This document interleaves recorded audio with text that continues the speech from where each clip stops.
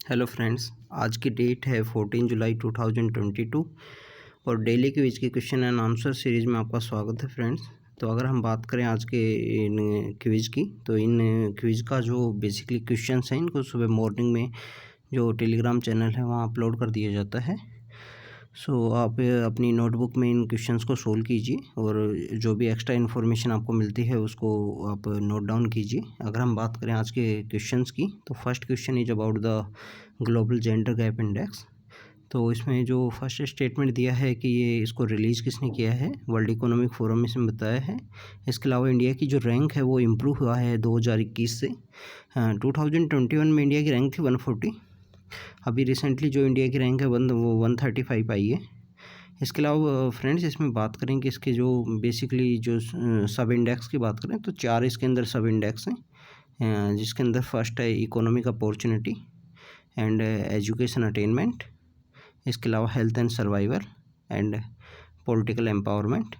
तो इसके अंदर अगर चारों सब इंडेक्स के अंदर बात करें तो इकोनॉमिक अपॉर्चुनिटी में जो इंडिया की रैंक है वो 147 है। इसके अलावा एजुकेशन के अंदर 107 है, एजुकेशन के अंदर 107 है। अगर आप बात करोगे हेल्थ एंड सर्वाइवल की, तो हेल्थ एंड सर्वाइवल के अंदर इंडिया की रैंक है 141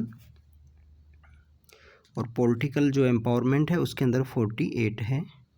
सो बेसिकली पॉलिटिकल एम्पावरमेंट के अंदर जो इंडिया की रैंक है जो इम्प्रूव मतलब जो काफ़ी अच्छी है, उसका रीज़न है कि that reservation was given at the third tier जो urban local bodies and panchayati raj institutions पे जो वुमेंस को रिजर्वेशन है उसी की वजह से।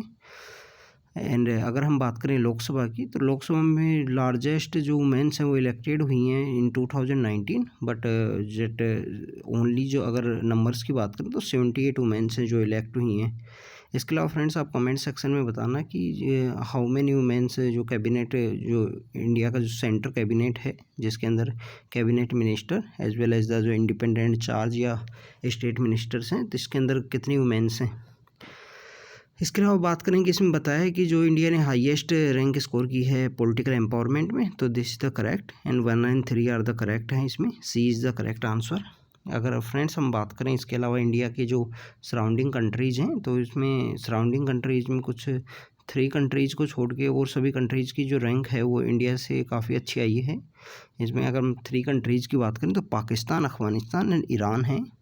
इसके अलावा बांग्लादेश की रैंक भी इंडिया से काफ़ी अच्छी है, इसके अंदर में इंडेक्स के अंदर में बांग्लादेश की अच्छी है। श्रीलंका भी काफ़ी अच्छा कर रहा है जेंडर गैप में।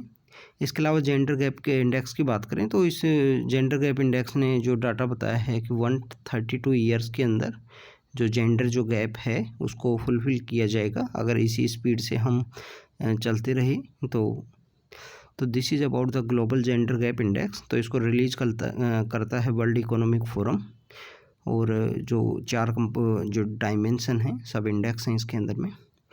तो फ्रेंड्स अगर नेक्स्ट क्वेश्चन की अगर बात करें तो next question is about the direction के अंदर अरेंज करना है इनको। अगर हम बात करें प्योंगयांग शो लेक की, तो ये ब्रैकिस वाटर लेक है जो लद्दाख के अंदर लोकेटेड है। इसके अलावा इस लेक के अंदर ये बाउंड्री भी शेयर करती है between the India and China, जो बिटवीन द वाटर जो बाउंड्री है दोनों की। Galwan valley was the news in 2020 में जो क्लैश हुआ, violent clash between the that India and China. Hot spring भी न्यूज़ में था फ्रेंड्स। इसके अलावा Depsang plain also in the news. तो अगर इस क्वेश्चन की अगर बात करें तो D is the correct answer. आपको इसमें अगर क्वेश्चन का जब आप प्रैक्टिस करो या मार्क करो तो that time the you can use your atlas, अपना एटलास और मैप को यूज़ करिए उसके टाइम में। इसके साथ अगर हम फ्रेंड्स बात करें देपसांग प्लेन की, तो that was located on the Karakoram range, जहाँ पे दौलत बेग ओल्डी जो एक एयर स्ट्रिप है इंडिया का, वहाँ पे 1962 के टाइम में वहाँ पे यूज़ किया जा सकता था वो 1962 वॉर के टाइम में जो इंडिया और चाइना का जो वॉर हुआ था। इसके अलावा फ्रेंड्स अगर हम बात करें नेक्स्ट क्वेश्चन की, तो इसका जो आंसर है वो डी है। अगर सबसे नॉर्थ के अंदर अगर हम बात करें तो देपसांग प्लेन्स हैं, उसके नीचे गलवान वैली है, फिर हॉट स्प्रिंग है और फिर प्योंगशो लेक है।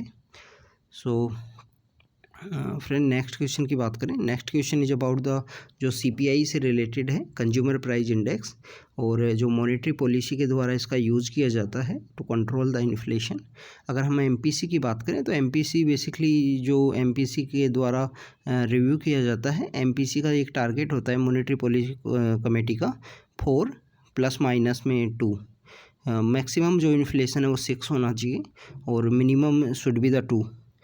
तो इसमें जो अभी रिसेंटली जो एमपीसी का मीटिंग हुआ था इन द जून, तो उसके अंदर जो रेपो रेट है उसको इंक्रीज़ किया गया, क्योंकि जो सीपीआई का जो इन्फ्लेशन रेट आ रहा था वो 7 के अराउंड था, कि एमपीसी का जो टारगेट है उसको क्रॉस किया, तो इसकी वजह से रेपो रेट को इंक्रीज किया गया था। रेपो रेट इज बेसिकली एक टूल है जो सेंट्रल बैंक के पास होता है, जो भी रिजर्व बैंक है अपना सेंट्रल बैंक है उसके पास होता है, उसके रेपो रेट के द्वारा बेसिकली जो मनी है उसको लैंड किया जाता है कॉमर्शियल बैंक्स को, और इसमें रीपर्चेजिंग एग्रीमेंट भी होता है। तो मनी अगर कॉमर्शियल बैंक्स को ईजिली वे में होगा तो वो उस मनी को लोगों को दे सकेंगे। तो इसी वजह से रेपो रेट को इंक्रीज़ किया गया कि उनके पास मनी ना हो, तो इन्फ्लेशन को कंट्रोल करने से रिलेटेड था ये। इसके अलावा अगर हम बात करें फ्रेंड्स सीपीआई की, तो सीपीआई के अंदर commodity as well as the services दोनों को डिफरेंस कैलकुलेट किया जाता है दोनों का। इसके अलावा अगर हम बात करें कि जो सीपीआई इंडेक्स है, सीपीआई इंडेक्स बेसिकली जो निकाला जाता है उसके बारे में अगर हम बात करें तो उसका बेस ईयर है 2012 सीपीआई का, और इसको अगर हम बात करें एनएसओ की जो है नेशनल स्टैटिस्टिक्स ऑफिस है उसके द्वारा निकाला जाता है। इसके अंदर बेसिकली 4 जो इंडेक्स हैं जिनको रिलीज़ किया जाता है। CPI for the industrial worker, agriculture labour and rural labour, इन जो 3 इंडेक्स हैं इनको रिलीज़ किया जाता है लेबर ब्यूरो के द्वारा, जो लेबर ब्यूरो है उनके द्वारा रिलीज़ किया जाता है। और अगर हम बात करें जो सीपीआई इंडेक्स है रूरल और अर्बन का जो कंबाइन है उसको रिलीज़ किया जाता है एनएसओ के द्वारा। इसके अलावा जब रिसेंटली जो इंडस्ट्रियल वर्कर्स हैं, जो सीपीआई है इंडस्ट्रियल वर्कर्स का, इसका जो बेस ईयर है उसको चेंज किया गया था अभी रिसेंटली 2016 इसका बेस ईयर कर दिया गया है, जो लेबर ब्यूरो के द्वारा ये 3 इंडेक्स हैं, industrial CPI for the industrial workers. इसके अलावा अगर हम बात करें एग्रीकल्चर लेबर और रूरल लेबर से रिलेटेड जो सीपीआई है उसको लेबर ब्यूरो के द्वारा रिलीज किया जाता है। तो फ्रेंड्स इसका अगर आंसर की बात करें तो D C is the correct answer. अगर हम यहाँ पे WPI की बात कर रहे होते, होलसेल प्राइस इंडेक्स है उसकी अगर हम बात कर रहे होते तो उसमें बेसिकली कॉमोडिटीज़ का ही डिफरेंस को कैलकुलेट किया जाता है, सर्विसेज को उसके अंदर कैलकुलेट नहीं किया जाता है। तो friends this is all about the third question, अगर तो सी यहाँ पे करेक्ट आंसर है।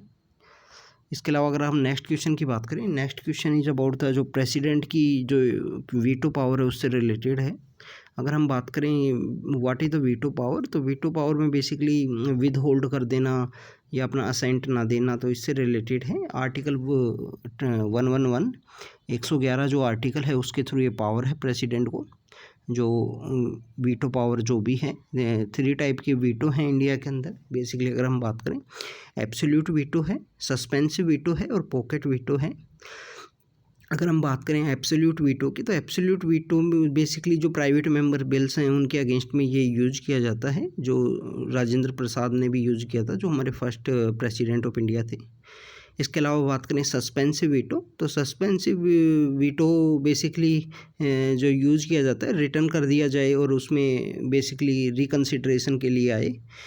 सो सस्पेंसिव वीटो के अंदर मनी बिल के अगेंस्ट में यूज़ नहीं कर सकता जो प्रेसिडेंट के द्वारा। इसके अलावा एक और है एक और वीटो है पॉकेट वीटो। पॉकेट वीटो उसके अगर वर्ड से ही साउंड कर रहा है, पॉकेट में डाल लेना लाइक द, उसको विद होल्ड अनलिमिटेड टाइम के लिए आप कंसेंट ना दो अपना, तो उसी से रिलेटेड है। 1985 में इस वीटो 1982 में इस वीटो को जो हमारे प्रेसिडेंट थे ज्ञानी जेल सिंह ने यूज़ किया था, जब Rajiv Gandhi government was in the power, तो उसी टाइम में ये यूज़ किया गया था। तो उस टाइम में जो ज्ञानी जेल सिंह ने इसको यूज़ किया था against the post office amendment act था, तो पॉकेट वीटो को यूज़ किया जाता था। तो इंडिया में जो बेसिकली जो पॉकेट वीटो है, पॉकेट वीटो अनलिमिटेड टाइम के लिए प्रेसिडेंट किसी भी बिल के अगेंस्ट में अगर असेंट ना दे तो वो नहीं दे सकता। अगर हम बात करें यूएसए की, तो यूएसए के अंदर जो पॉकेट वीटो है वो ओनली फॉर द 10 डेज है प्रेसिडेंट के पास में। प्रेसिडेंट सिर्फ 10 डेज़ के लिए असेंट नहीं दे सकता किसी भी बिल के ऊपर में। तो इसके अलावा अगर फ्रेंड्स अगर बात करें तो वीटो पावर है वो कॉन्स्टिट्यूशन अमेंडमेंट जो बिल्स हैं उनके अगेंस्ट में यूज़ नहीं होता है।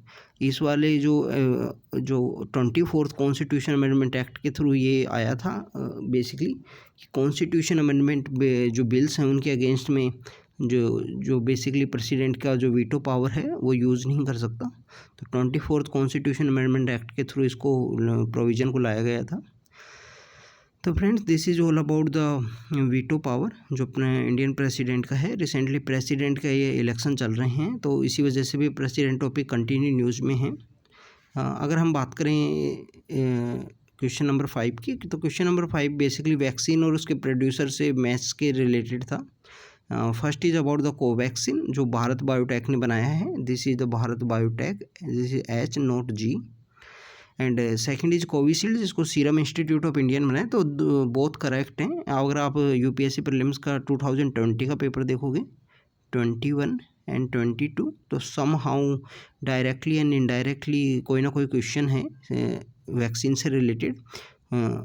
20 में तो डायरेक्टली पूछ लिया था, 21 के अंदर फिर उसके बाद में थोड़ा सा चेंज करके आया था। तो आप जितनी भी जो वैक्सीन्स हैं बेसिकली किसके ऊपर बेस हैं, आरएनए बेस है या डीएनए बेस है या वैक्सीन को कहाँ से बनाया गया, तो इन सब के बारे में आप प्रिपेयर कीजिए। तो friend this is all about today discussion. आप अपने आंसर्स को नोट डाउन कीजिए। इसके अलावा अगर आपको ये डिस्कशन वीडियो सही लगा हो तो आप अपने फ्रेंड्स के साथ शेयर कीजिए। तो थैंक यू।